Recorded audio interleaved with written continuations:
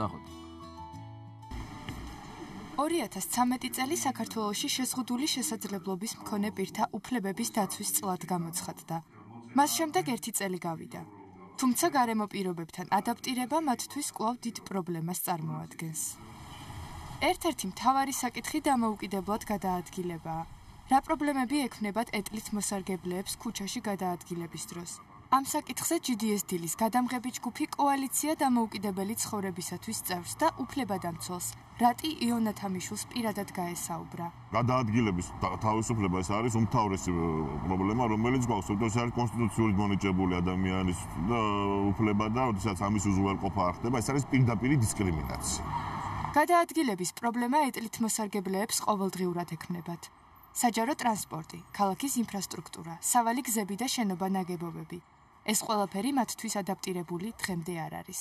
შეზღუდული შესაძლებლობის მქონე ადამიანს ცხოვრება უჯდება გაცილებით უფრო ძვირი, ვიდრე ნებისმიერ სხვას, იმიტომ რომ თუ გამოდიხარ გარეთ, შენი გადაადგილება უფრო მეტ ხარჯს მოითხოვს, იმიტომ რომ არ შეგიძლია საჯარო ტრანსპორტით ისარგებლო, არც მეტრო არ არის ადაპტირებული, არც სხვა სახის საჯარო ტრანსპორტი. არის შემთხვევები, როდესაც კიბეებთან პანდუსები დატანილია. თუმცა ეტლით მოსარგებლისათვის მათი საშუალებით გადაადგილება ფაქტობრივად შეუძლებელია. მითია კიდე ის, რომ შეიძლება ამის ადაპტირება, საკრებელია უნივერსალური დიზაინის ნორმალები ითვალისწინებს და სტანდარტები ითვალისწინებს არაერთ ვარიანტს იმის, რომ ეს იყოს თანაბარ ხელმისაწვდომი ყველასათვის და ჩემი აზრით ქალაქის ინფრასტრუქტურის გაუმჯობესება ზუსტად ამით უნდა იწყებოდეს.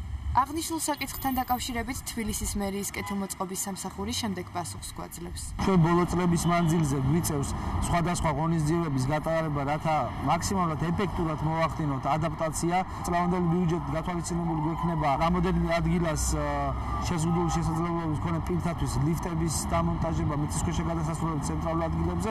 საპილოტოდ გავუშვებთ ამ პროგრამას, შემდგომ როგორი მუშაობს, როგორ იქნება, ჩვენი მხრივ გამოცდილებას ავიღებთ და შემდგომში უკვე შეიძლება ამ პროგრამების გაგრძელება უფრო მასშტაბურია.